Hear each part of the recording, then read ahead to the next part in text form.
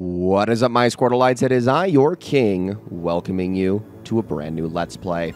A couple of years ago, when I was covering Pokemon Legends Arceus, and some of you may recall me saying this, I said something to the effect of, I don't want to Let's Play an actual Gen 4 game, so let's do this instead, since it's close enough, and I like it more than the DS games. You get the picture.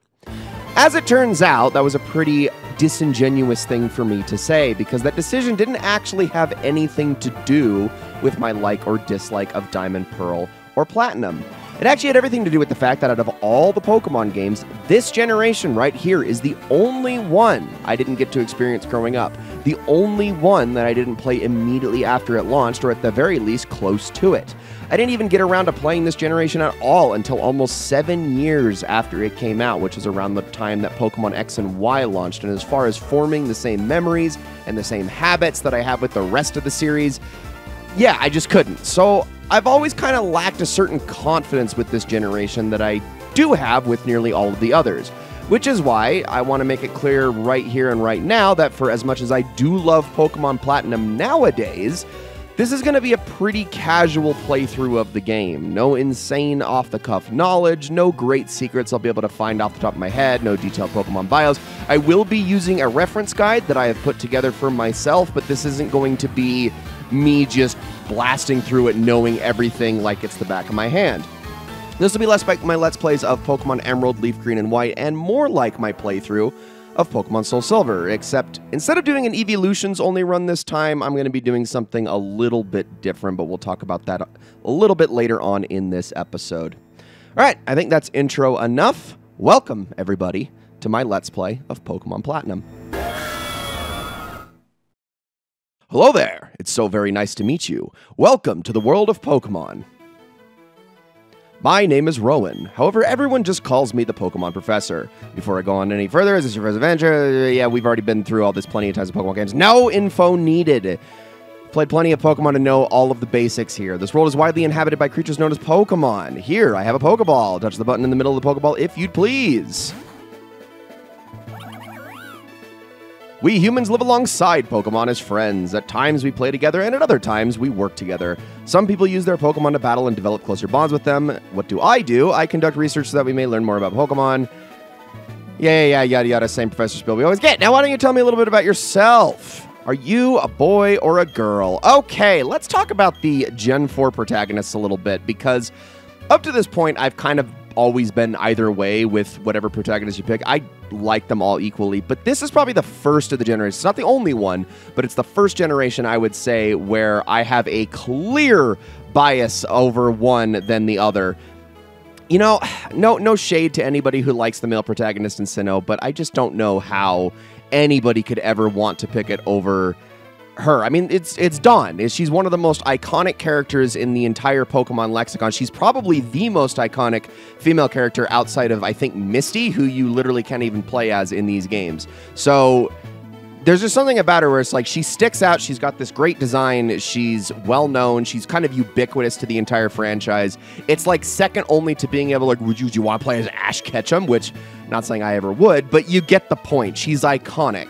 So I'm just going to have to go with her. This is kind of the same reasoning I had for picking the female protagonist in my Legends Arceus playthrough, although I did something a little bit different, kind of went with more of a manga slant there, but this time we were going to just go straight up with the OG, and yes, I am, in fact, going to name her Dawn. And why am I using the pad when I can just actually type this in? That's so much faster.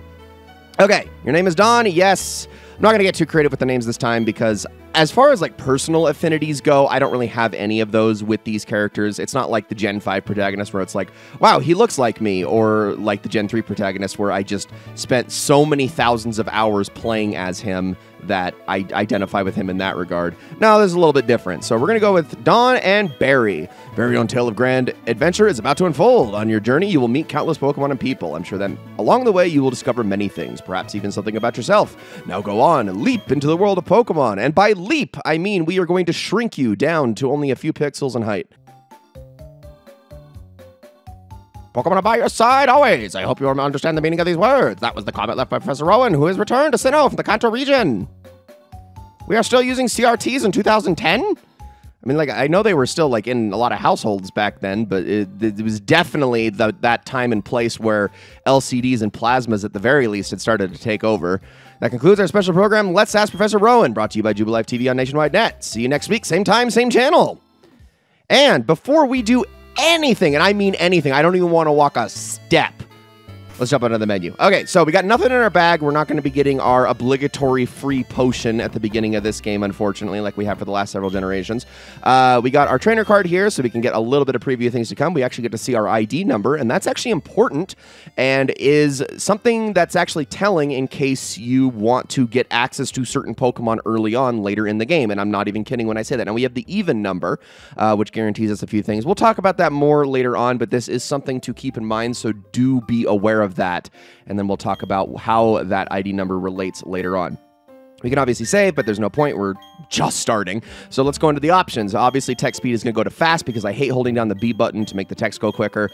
Sound I'll keep in stereo. Battle scenes on just because it's more exciting. Okay, let's talk about battle style for a second. So I've had some people ask me, hey, why don't you go with set? Why do you pick shift? Is it just because you're not good at Pokemon? Well, yes, that's kind of true. I'm not like the greatest player ever.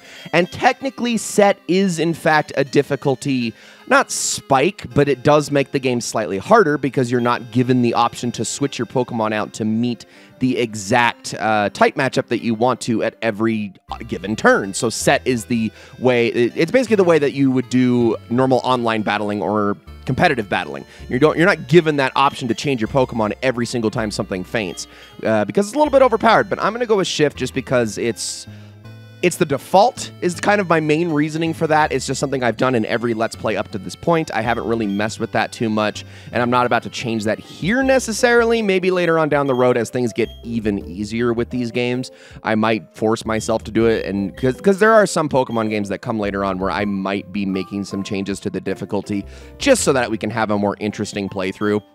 But I don't think we're there quite yet, because honestly, Gen 4 might be, not that it's hard or anything, but I will go on record and say this actually might be the hardest generation of the entire main series. And not by much, but it can get pretty tough in this generation due to level scaling and things like that. And also there's a couple of difficulty spikes in this game. Now, L equals A just makes sense to me because that's just a nice little quality of life thing. L doesn't do anything otherwise, so might as well. And yeah, sure, that's a pretty Squirtle-esque color right there. Let's go with frame type 8. All right, switch to like to settings. I know that was a lot to go over, but now we can finally walk a step because as soon as we do, look who shows up. There you are. Hey, Don, did you see the TV? Sure you did. Professor Rowan is that really important guy who studies Pokemon, right? That means he must have lots of love of Pokemon. So if we ask him, I bet he'd give us a Pokemon. Wait, hold on. I see a thing over here. Is this a new PC? Oh, sorry. Where was I? Oh, right. We're going to go see Professor Rowan and get some Pokemon. I'll be waiting outside. Okay, Don, if you're late, I'm finding you 10 million Poke. Jeez, that made my head spin. Holy crap. Okay, I'm not going to try to voice act that guy like that every single time, but that's kind of the gist there. He has ADHD, and that's all he is. He's ADHD, the character. Do you get it? No shade to Barry. I do actually like him as a character, but that is definitely what they were going for here in the early stages. But we can look around our room. There's not really anything of note on the PC. Even though he brings attention to it, it's just going to give you, like, tutorial stuff. No, like I said, you can't get your obligatory potion. He also have a Nintendo Wii here, which is kind of cool. But let's head downstairs and say hello to probably the most involved mom character in the entire series, which I know isn't saying much. Okay, maybe outside of the Johto mom. But Don, Barry already left. I don't know what it was about, but he sure was in a hurry. And that's it. Okay, well, enjoy watching TV on your gigantic... just based on the size of this CRT, that's got to be like a 500-pound machine. My goodness. Oh, yes, Don, don't go into the tall grass. Wild Pokemon might attack you. It would be okay if you had your own Pokemon, but you don't, so... Well, take care, sweetie. All right, let's get out of here. Can't imagine how that's foreshadowing at all. All right, so this first episode is going to be extra long just because there's going to be some tutorial stuff that we're going to get through. Most episodes will not be this length, so you probably see the length of the video now. Don't get used to that for the remainder of the Let's Play. I'm just doing it here this first time. Now, the only other house with a mailbox is Barry's house, in fact, so let's head on inside. Or we could get a concussion immediately. What was that about? Oh, hey, Don. I'm going to go see Professor Rowan. You should come too, and quickly. What happened now? Oh, geez, forgot something. This kid, I swear. All right, let's go inside. And I guess we can say hello to Barry's mother. Oh, hi, Don. Did you come calling on Barry? He was gone for a second, but then he came running right back home. He just can't sit still, that boy. I wonder who he takes after. Well, you seem mild-mannered enough, so are we to assume that it's his father? Is that why his father's not here? He also ran off and never came back?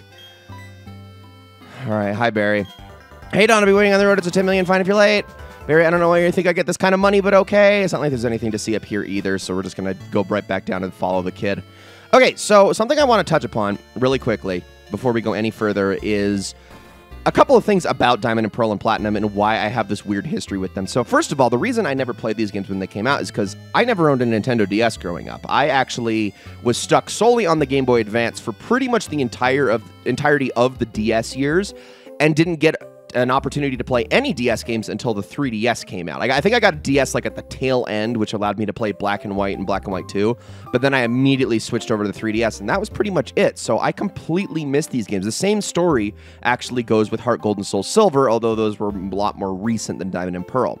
Now, when I finally did play these games, Diamond and Pearl were what I went after first. Pearl specifically was the one that I ended up playing. And I remember not liking it at all. I had a really bad time with the game. I was like, you know, I don't get what the hype is here because this is probably one of the worst Pokemon games I've ever played. And I didn't realize later that it had nothing to do with the world, the game mechanics, any of those sorts of things.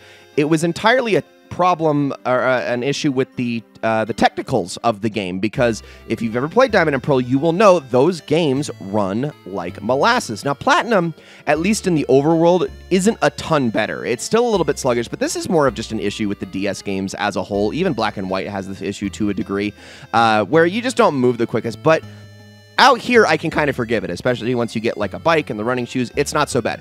Diamond and Pearl feels like it's in slow motion. This game just feels like it was designed to be slow, much like Heart Gold, Soul Silver, and all the other DS ones. However, it's the battle scenes and things like that where Diamond and Pearl were specifically terrible. If you've ever seen a clip online of a Chansey being knocked out by a one-hit shot, or Blissey, I guess is a better example, you've probably seen those clips before. They used to get shared around all the time because it would take like 45 seconds for that health bar to drain, which was just asinine. And the same thing applied to the experience bar going up and all these extra things that just made everything so sluggish in those games, and that really soured my mood on Diamond and Pearl, and that's why I didn't like these games for a very long time. It wasn't until years later that I finally had enough people sit down and convince me, you got to play Platinum. It is probably one of the best mid-gen refresh Pokemon games ever, and I'd always held that opinion that was Emerald, and so I was like, okay, if Platinum is so good, I'll give Gen 4 a second go and see if I like it. And yes, I did like Platinum significantly more. And upon subsequent playthroughs, it is now probably in my top 5 all-time of Pokemon games. I like this game a lot, but if your first experience with Gen 4 is just Diamond and Pearl and you haven't played Platinum, you need to come back to it because this game is significantly better, and you will probably never catch me dead playing the original versions ever again. Too slow! All right, let's get moving to Professor Rowan's lab. Sorry, Barry, I had to have a conversation with the people viewing this video. I won't do it again, I swear. At least not like that. What, don't go into the grass, right? No worries, no problem. It doesn't matter that we don't have any Pokemon. Trust me on this one, I've got an idea. Now listen, you know how wild Pokemon jump out when you go into the tall grass, right?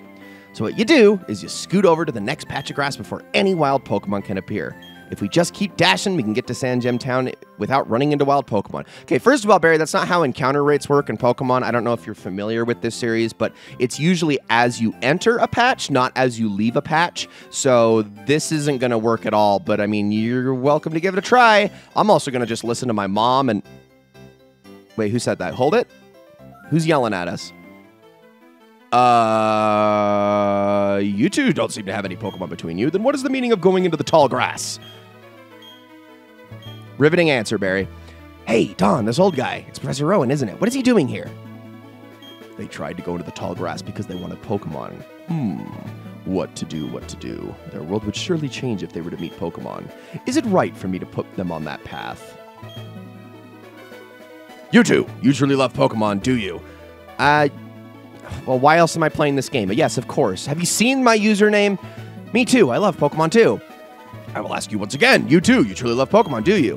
What? You can ask 100 times. The answer will never change. We'll both answer 100 times. We love Pokemon. Right, Don? Of course we do, Barry. A pair of reckless kids who foolishly try to enter tall glass without Pokemon of their own. It worries me what people like that... Wow, that was a voice crack, if I've ever heard one. It worries me that people like that would... what people like that would do with Pokemon. Well, well, then forget about me, but give a Pokemon to my friend here. I mean, it was me who tried to go into the tall grass and all. Wow, how big of you. Very well, then. I will trust you two with Pokemon. I apologize for putting you through that exercise. However, you must promise me that you will never recklessly endanger yourselves again. Now then. Now, where did I put the frickin' thing? Professor Rowan, you left your briefcase behind at the lake. Is something wrong here? Ah, there it is. Lucas, nice work. What I was about to do was entrust these two with their own Pokemon. What? Those Pokemon are crucial. You're giving them away? We exist side by side with Pokemon. There comes a time when people should meet Pokemon. There was a world that should be explored together. For them, today is that time. This place right here. Go on, open the briefcase and choose a Pokemon. Really? Professor Rowan? I can't believe it. I'm so happy now that I can't keep a straight face. Oh, hey, Don, you can choose first. Hey, I'm practically a grown-up. I have to show some class here. All right, well, if you say so, let's take a look. All right, I said I wasn't going to be doing the in-depth detailed bios that I was doing in something like my Pokemon White Let's Play, but I am still going to go over every single new Pokemon as we enter a new route. Starters included. All right, but this is also my opportunity to talk about how I'm going to be choosing my team this time around, because it's going to be a little bit different than in the past. Now, generally, I like to go with a lot of my comfort Pokemon. I usually pick the Pokemon that I'm the most familiar with in a specific generation, the ones that I often go with the most. This is why I picked Sceptile and Serperior in Gens 5 and 3, respectively. Well, 3 and 5, because those were always my main starters, my first starters, etc., etc. Gen 4, though, I don't really have a great affinity for one specific team. In fact, I have a list right here of all the Pokemon that I have used in my previous playthroughs. I've used Torterra, Empoleon, Luxray, Staraptor, Glaceon, Lopunny, Leafeon, Garchomp, Weavile, Gliscor, and Lucario. That's it. Here's the deal. This time around, all I'm going to be doing is using Pokemon that I have never used before in Gen 4. So all those Pokemon I just named, strike them off the list. We will not be using any of those in this playthrough. I'm going to be specifically straying away from my comfort picks and going with some oddball ones, or at least ones that I'm just not as familiar with. Now, a couple of these Pokemon I've used in other games, but I've just never incorporated them into a team here. So it's going to be a little bit different. I have to get a little bit more creative with naming conventions and all sorts of things. So I've got it all picked out, but yeah, the ones I just said, you can strike those out, which kind of only leaves us with one starter option, but I'm still going to go over all of them anyway. First up, we have Turtwig, the grass-type Pokemon, which eventually gets a ground typing once it's fully evolved into Torterra. This is the Pokemon, the starter of the three that hits its final stage the earliest at level 32. With its grass and ground typing, it's really good in a lot of ways, has amazing all-around offensive and defensive stats. The only problem is that this thing is slow, by far the slowest of the three. So if you ever run into an ice-type Pokemon, you are going to be in a lot of trouble, but otherwise this thing is really strong, capable of a very diverse learn set. It can learn some interesting rock-type moves. I don't think it really gets its hand on poison moves, though, like most other grass types do, but it's just an overall very strong Pokemon. It's just its one weakness is speed, so you need to be sure to build around that. Make sure you get a lot of fast team members to aid this thing, because it's not going to be doing all the work for you. Out of the three, it's the worst as a sweeper, but it's the best as a wall. Then we move on to Piplup, which is probably the fan favorite of this generation, of course, due to how iconic it is. It eventually gets a steel typing when it fully evolves into Empoleon. This one has a standard leveling cadence, much like any other starter in across all the generations. Evolves it. I think it's 16 into Prinplup and then 36 to Empoleon. But yeah, that steel typing can come in huge handy and is also very different for starters, giving it some insane type coverage and access to all sorts of weird moves that it wouldn't get otherwise. The only problem is that Steel isn't all that great when it comes to how it synergizes with water, because that really only gives it an advantage against ice types as opposed to everything else that water is already strong against. Do you see what I mean? It's also the most balanced stat-wise, so it has good stats across the board, but nothing super exceptional, which generally in a long-term setting is not what you want in a Pokemon. You want spiky stats to make the most out of a Pokemon and let it specialize in certain things, but it is still fast enough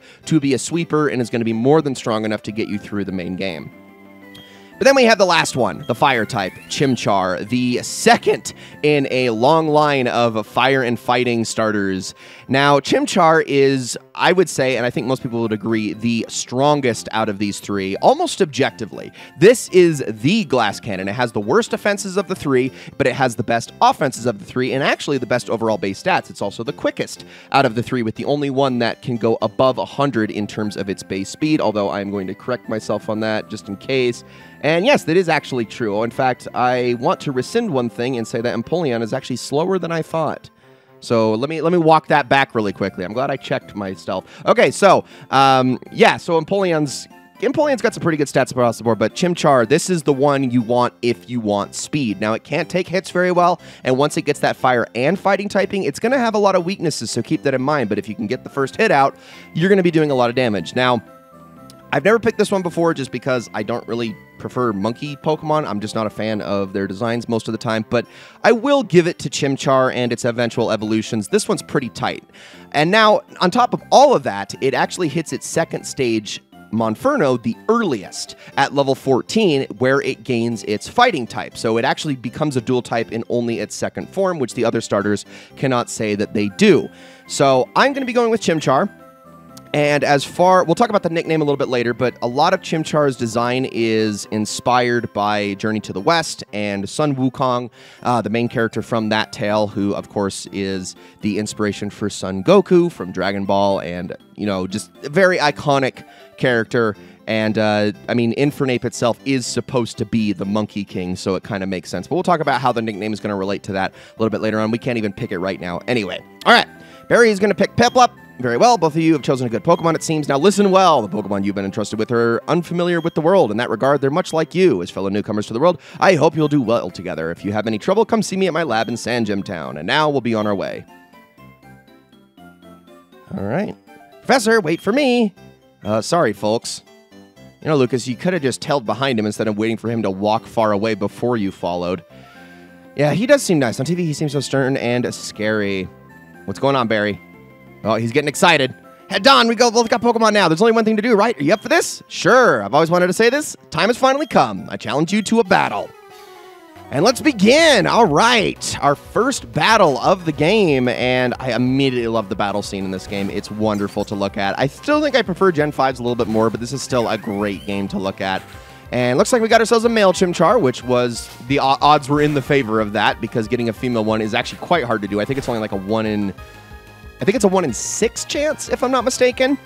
5 out of 6 will be male, so it makes sense. The only concern, obviously, is what its nature is going to be, so we'll have to see that. I'm glad that Piplup used Pound first, because if it had led with a Growl, I would have had to try to offset it with a bunch of Leers. But now it's using Growl a lot, which is going to get a little bit frustrating here. I think I'm going to go for one more Scratch. If we can get a crit, we can just bypass it all and instantly knock it out, but there is no way to be sure that's going to happen. All right, now it is spamming Growl, so I need to start catching up a little bit with some Leers here. Otherwise, I am going to be doing almost no damage to this thing, which is really the most infuriating thing about this opening fight, because that's really all Barry is going to use for the first, like, several turns. I'm honestly surprised he didn't lead with Growl. He almost always does, and then just tries to growl your attack all the way down to the lowest possible stage, which it is only 1 Growl away from that at this point. So if I can get a few more Leers in, then I can actually start dealing out damage. Well, this thing, okay, now it's using Pound, which does a little bit more damage. Let's go back to using Scratch here, because we've offset it a little bit.